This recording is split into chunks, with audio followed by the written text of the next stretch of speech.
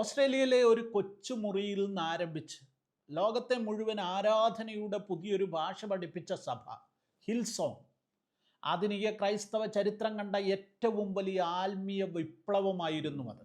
പക്ഷേ ഇന്ന് ആ വലിയ മന്ദിരത്തിൻ്റെ ചുവരുകളിൽ വിള്ളലുകൾ വീണിരിക്കുന്നു.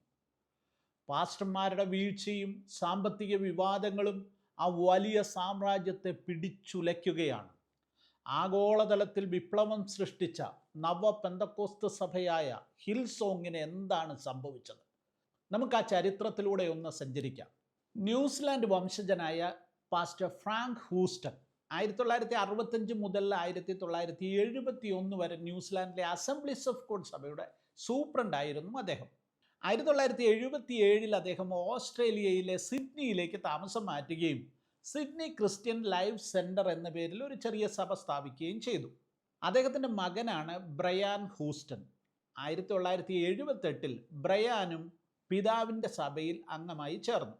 1983 സിഡ്നിയിലെ ബോക്കാം ഹിൽസിലെ ഒരു ചെറിയ സ്കൂൾ ഹാൾ, അവിടെ വെറും 45 അംഗങ്ങളുമായി ബ്രയാൻ ഹൂസ്റ്റനും ഭാര്യ ബോബിയും ചേർന്ന് ഹിൽസ് ക്രിസ്ത്യൻ ലൈഫ് സെൻറ്റർ എന്ന പേരിൽ ഒരു കൂട്ടായ്മ ആരംഭിച്ചു.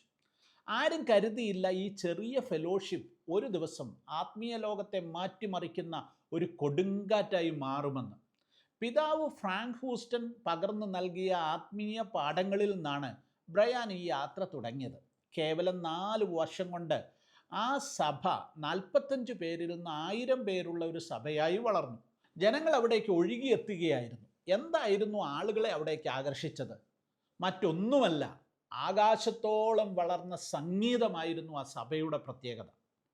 1990കളിൽ ഈ സഭയുടെ കീഴിലുള്ള സംഗീത വിഭാഗം വലിയ തോതിൽ ശ്രദ്ധിക്കപ്പെടുവാൻ തുടങ്ങി. ഹിൽസോങ് എന്ന പേരിൽ അവർ പുറത്തിറക്കിയ സംഗീത ആൽബങ്ങളുടെ വിജയം സഭയുടെ പേരിനേക്കാളും പ്രശസ്തി നേടിയതോടെ 2000 ബ്രയാൻ ഹൂസ്റ്റൺ തൻ്റെ പിതാവിൻ്റെ സിഡ്നി ക്രിസ്ത്യൻ ലൈഫ് സെൻറ്ററും താൻ ആരംഭിച്ച ഹിൽസ് ക്രിസ്ത്യൻ ലൈഫ് സെൻറ്ററും ലയിപ്പിച്ച് ഹിൽസോങ് ചർച്ച് എന്ന പുതിയ നാമം സ്വീകരിച്ചു. ഹിൽസോങ്ങിലെ ഗാനങ്ങൾ ലോകത്തിൻ്റെ ഹൃദയമിടിപ്പായി മാറി. 90കളിൽ ഡാർലിൻ സച്ചേക്കിൻ്റെ ഷൗട്ട് ടു ദ ലോർഡ് എന്ന ഗാനം പുറത്തിറങ്ങിയതോടെ എല്ലാം മാറി മറിഞ്ഞു. സഭാരാധനകളിലെ പരമ്പരാഗത രീതികളിൽ നിന്ന് മാറി ആധുനിക പോപ്പ് റോക്ക് സംഗീത ശൈലികൾ അവർ അവതരിപ്പിച്ചു. ഇലക്ട്രിക് ഗിറ്റാറുകളും ഡ്രംസുമായി അവർ യുവാക്കളെ ആവേശത്തിൻ്റെ കൊടിമുടി കയറ്റി. Hillsong worship, Hillsong United, Hillsong young and free എന്നീ 3 ബ്രാൻഡുകൾക്ക് കീഴിലായി 100-ലധികം ആൽബങ്ങൾ അവർ പുറത്തിറക്കിയിട്ടുണ്ട്. എല്ലാറ്റിനും വ്യാപകമായ സ്വീകരണമാണ് ലോകമെങ്ങും ലഭിച്ചത്. ഹിൽസോങ്ങിൻ്റെ സംഗീതത്തിന് ചില പ്രത്യേകതകളുണ്ട്. ഇവ കേവലം ഗാനങ്ങൾ എന്നതിലുപരി ഒരു ലൈവ് കൺസേർട്ട് അനുഭവം നൽകുന്ന തരത്തിലാണ് ചിട്ടപ്പെടുത്തിയിരിക്കുന്നത്. ഗാനത്തിലെ വരികൾ വളരെ ലളിതവും ജനങ്ങൾക്ക് എളുപ്പത്തിൽ ഏറ്റുപാടാൻ കഴിയുന്നവയുമാണ്. ഓരോ ഞായറാഴ്ചയും ലോകമെമ്പാടുമുള്ള 5 കോടിയിലധികം മനുഷ്യർ ഹിൽസോങ്ങിൻ്റെ ഗാനങ്ങൾ പാടി ദൈവത്തെ ആരാധിക്കുന്നതിലേക്ക് അവർ വളർച്ച പ്രാപിച്ചു. ആരാധന എന്നാൽ കേവലം ചടങ്ങുകളല്ല, അത് ഹൃദയത്തിൻ്റെ ആഴത്തിൽ നിന്നുള്ള സംഗീത അനുഭവമാണെന്ന് അവർ ലോകത്തിന് കാണിച്ചു കൊടുത്തു. മാത്രവുമല്ല, ഗുണമേന്മയിലും അവരുടെ ഗാനങ്ങൾ ഉന്നതമായിരുന്നു. ഗ്രാമി അവാർഡുകൾ അവരെ വളരെ പെട്ടെന്ന് തേടിയെത്തി. ജസ്റ്റിൻ ബീവറിനെ പോലെയുള്ള ലോകപ്രശസ്തരായ താരങ്ങൾ പോലും ഹിൽസോങ്ങിൻ്റെ മുൻനിരയിൽ വന്നിരിക്കുന്ന കാഴ്ച ലോകം കണ്ടു. ഇവരുടെ ഈ ആരാധനാ സംഗീതത്തിന് 3 പ്രധാന കാര്യങ്ങൾ നമ്മൾ ശ്രദ്ധിക്കേണ്ടതുണ്ട്. ആധുനികമായ പ്രൊഡക്ഷൻ, ലോകോത്തര നിലവാരത്തിലുള്ള റെക്കോർഡിങ്ങും സ്റ്റേജ് ലൈറ്റിങ്ങും ശബ്ദ സംവിധാനവും ഇവരുടെ ഗാനങ്ങൾക്ക് ഒരു റോക്ക് സ്റ്റാർ പരിവേഷം നൽകി. മറ്റൊന്ന് ആഗോളതലത്തിലുള്ള വിതരണമാണ്. ലോകപ്രശസ്തരായ ഇൻ്റഗ്രിറ്റി മ്യൂസിക്, വാർണർ മ്യൂസിക് എന്നിവയുമായി ഉണ്ടാക്കിയ കരാറുകളിലൂടെ തങ്ങളുടെ ആൽബങ്ങൾ ലോകത്തിൻ്റെ എല്ലാ കോണുകളിലും എത്തിക്കുവാൻ അവർക്ക് സാധിച്ചു. സെലിബ്രിറ്റി ബന്ധങ്ങളാണ് മറ്റൊന്ന്. ജസ്റ്റിൻ ബീവർ, സെലീന ഗോമസ് തുടങ്ങിയ ആഗോള പ്രശസ്തരായ താരങ്ങൾ ഹിൽസോങ് സംഗീതത്തിലും ആരാധനയിലും താല്പര്യം പ്രകടിപ്പിച്ചതും ആരാധനകളിലെത്തിയതും യുവാക്കൾക്കിടയിൽ സഭയ്ക്ക് വലിയ സ്വീകാര്യതയാണ് ഉണ്ടാക്കിക്കൊടുത്തത്. ഹിൽസോങ്ങിൻ്റെ വളർച്ചയുടെ പിന്നിലെ പ്രധാന ഘടകം അത് മതപരമായ യാഥാസ്ഥികത്വത്തെ തകർത്ത് കളഞ്ഞു എന്നുള്ളതാണ്. സാധാരണ സഭകളിൽ കാണുന്ന കുപ്പായങ്ങൾക്കും ചിട്ടവട്ടങ്ങൾക്കും പകരം പാസ്റ്റർമാർ റോക്ക് സ്റ്റാറുകളെ പോലെ ഡിസൈനർ വസ്ത്രങ്ങളും ലെതർ ജാക്കറ്റുകളും ധരിച്ച സ്റ്റേജിലേക്കെത്തി. നൈറ്റ് ക്ലബ്ബുകളും തിയേറ്ററുകളും സഭയുടെ ആരാധനാ കേന്ദ്രങ്ങളായി മാറി. ഇത് യുവാക്കളെയും നഗരവാസികളെയും വലിയ തരത്തിൽ സഭകളിലേക്ക് ആകർഷിച്ചു. സഭയുടെ പ്രസംഗങ്ങൾ ഒരു ടെഡ് ടോക്കുകളായി മാറി. അതായത് ടെക്നോളജിയും എൻ്റർടൈൻമെൻറ്റും ഡിസൈനും എല്ലാം കൂടിച്ചേർന്ന് പ്രചോദനാത്മകവും ലളിതവുമായ സന്ദേശങ്ങൾ കൊടുക്കുവാൻ തുടങ്ങി. Come as you are, come as you are എന്നതായിരുന്നു സഭയുടെ മുദ്രാവാക്യം. അവർ ലോകത്തോട് വിളിച്ചു പറഞ്ഞു, വരൂ, നിങ്ങൾ എന്തായിരിക്കുന്നു അതേ അവസ്ഥയിൽ തന്നെ വരൂ. ഈ മുദ്രാവാക്യം ജനങ്ങളെ ഈ സഭയിലേക്ക് ഒഴുകിയെത്തുവാൻ പ്രചോദിപ്പിച്ചു. ലോകമെമ്പാടും 30-ലധികം രാജ്യങ്ങളിൽ ഹിൽസോങ്ങിന് ശാഖകൾ ആരംഭിക്കപ്പെട്ടു. Africa, Europe, Asia, Latin America എന്നിവിടങ്ങളിലെ വമ്പൻ നഗരങ്ങളിൽ വലിയ സഭകൾ സജീവമായി വളർച്ച പ്രാപിച്ചു. എന്നാൽ ഉയരങ്ങളിൽ നിൽക്കുമ്പോൾ തന്നെ പടരുന്ന കറുത്ത നിഴലുകൾ ആരും ശ്രദ്ധിച്ചില്ല എന്നുള്ളതാണ് യാഥാർത്ഥ്യം. 2020 ലോകത്തെ ഞെട്ടിച്ചുകൊണ്ട് ആ വാർത്ത പുറത്തു വന്നു.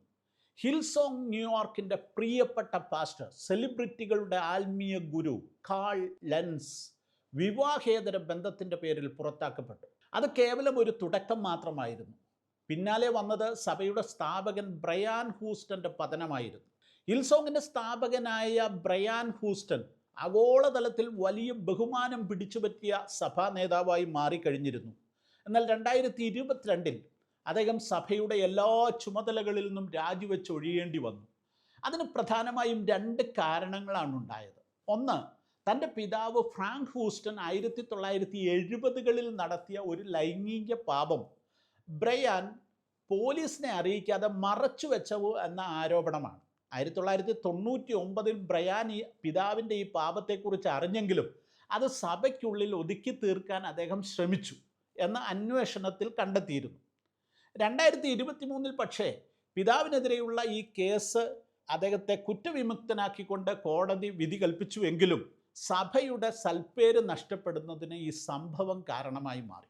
രണ്ടാമത്തെ കാരണം, സഭയിലെ 2 സ്ത്രീകളോട് ബ്രയാൻ അനുചിതമായി പെരുമാറി എന്ന ഒരു ആന്തരിക സഭയ്ക്കകത്തുള്ള അന്വേഷണ റിപ്പോർട്ട് പുറത്തു വന്നു.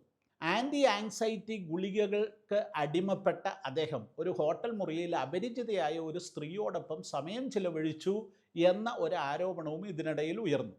ഇതോടെ ഹൂസ്റ്റൺ കുടുംബത്തിന് സഭയിലുള്ള നിയന്ത്രണം പൂർണ്ണമായും നഷ്ടപ്പെട്ടു.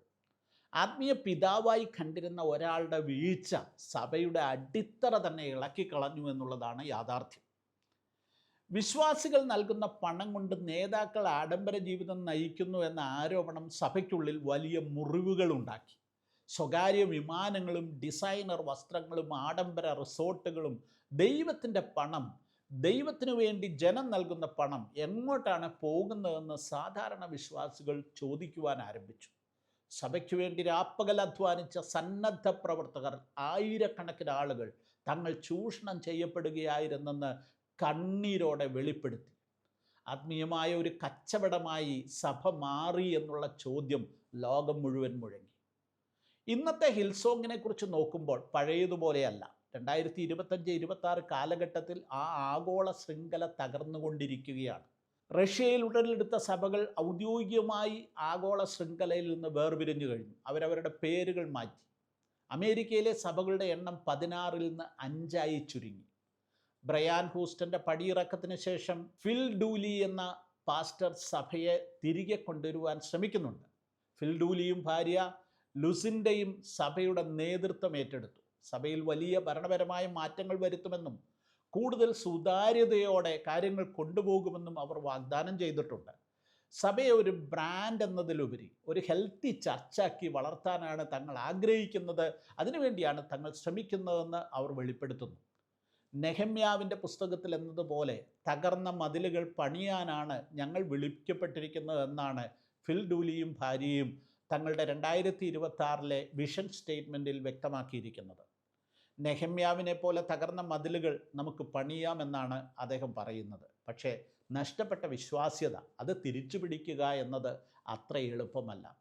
ഹിൽസോങ്ങിൻ്റെ ചരിത്രം നമുക്ക് വലിയൊരു പാഠമാണ് നൽകുന്നത്. സഭ എന്നത് കേവലം കെട്ടിടങ്ങളോ വലിയ ബ്രാൻഡുകളോ അത് കണ്ടെത്തുന്ന പ്രശസ്തരായ വ്യക്തികളോ അല്ല. അത് ക്രിസ്തുവിൻ്റെ സ്നേഹത്തിൽ അധിഷ്ഠിതമായ ഒരു കൂട്ടായ്മയാണ്, ഫെലോഷിപ്പാണ്. മനുഷ്യൻ വീണുപോയേക്കാം, നേതാക്കൾ പരാജയപ്പെട്ടേക്കാം, പക്ഷേ സത്യം നിലനിൽക്കും, സഭ നിലനിൽക്കും. ആരാധനയുടെ സംഗീതം ഇനിയും മുഴങ്ങുമായിരിക്കും. പക്ഷേ അത് ആഡംബരത്തിൻ്റെ സ്റ്റേജുകളിൽ നിന്നല്ല, മറിച്ച് തകർന്ന ഹൃദയങ്ങളിൽ നിന്നാകട്ടെ എന്ന് നമുക്ക് പ്രാർത്ഥിക്കാം.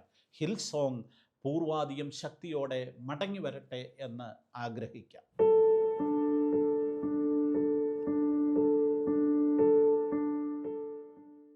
നിങ്ങളുടെ മക്കൾക്ക് വിവാഹപ്രായമായോ? ഹല്ലേലൂയ മാട്രിമോണിയൽ നിങ്ങളെ സഹായിക്കുന്നു. വിശ്വാസികൾക്ക് ജീവിത പങ്കാളിയെ കണ്ടെത്തുവാൻ ഏറ്റവും ഫലപ്രദവും സുരക്ഷിതവുമായ മാർഗമാണിത്. 2 മാർഗങ്ങളിലൂടെയാണ് നിങ്ങളുടെ മക്കളെക്കുറിച്ചുള്ള വിവരങ്ങൾ 10,000-കണക്കിന് ആളുകളിലേക്ക് ഞങ്ങൾ എത്തിക്കുന്നത്. ഒന്ന്, ഹല്ലേലൂയ ഓൺലൈൻ. നിരന്തരം ക്രിസ്തീയ വാർത്തകൾ 100 വാട്സപ്പ് ഗ്രൂപ്പുകൾ വഴി 10,000-കണക്കിന് വായനക്കാരിലേക്ക് എത്തുന്നു. ആ വാർത്തകളോടൊപ്പം നിങ്ങളുടെ മാട്രിമോണിയലും ഉൾപ്പെടുത്തുന്നു. 2, കഴിഞ്ഞ 30 വർഷമായി പ്രസിദ്ധീകരിക്കുന്ന ഹല്ലേലൂയയുടെ പ്രിൻ്റ് എഡിഷൻ ഉണ്ട്. ആ പ്രിൻ്റ് എഡിഷനിലും ഈ മാട്രിമോണിയൽ അതുപോലെ തന്നെ ഉൾപ്പെടുത്തുന്നു. ഈ 2 മാർഗങ്ങളിലൂടെ 10,000-കണക്കിന് വായനക്കാരിലേക്ക് വളരെ പെട്ടെന്ന് നിങ്ങളുടെ മാട്രിമോണിയൽ എത്തുമ്പോൾ ആലോചനകൾ നിങ്ങളെ തേടി വരും. അതിൽ നിന്ന് ഏറ്റവും അനുയോജ്യമായത് പ്രാർത്ഥനാപൂർവം നിങ്ങൾ തിരഞ്ഞെടുത്താൽ മാത്രം മതിയാകും. അതുകൊണ്ട് വൈകണ്ട. ലോകത്തിൻ്റെ ഏത് കോണിലിരുന്നാണെങ്കിലും നിങ്ങൾക്ക് രജിസ്റ്റർ ചെയ്യാം. ഈ സ്ക്രീനിലുള്ള ഫോൺ നമ്പറിലേക്ക് നിങ്ങളുടെ മക്കളുടെ ബയോഡേറ്റയും ഫോട്ടോയും അയയ്ക്കുക. ഇന്ന് തന്നെ രജിസ്റ്റർ ചെയ്യുക. എത്രയും വേഗം നിങ്ങളുടെ മക്കളുടെ വിവാഹം നടക്കട്ടെ എന്ന് പ്രാർത്ഥിക്കുന്നു.